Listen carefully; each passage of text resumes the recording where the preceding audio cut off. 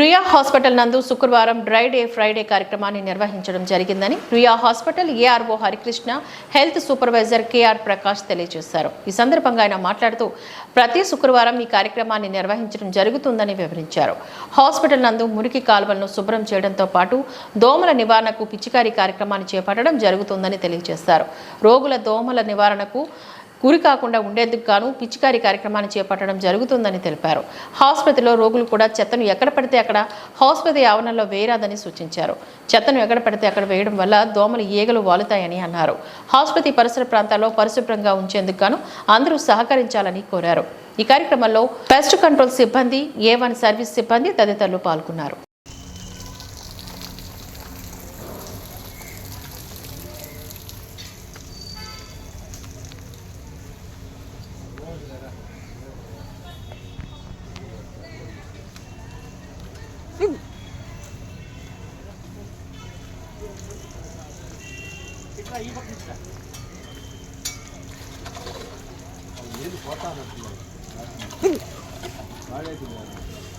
పోతాను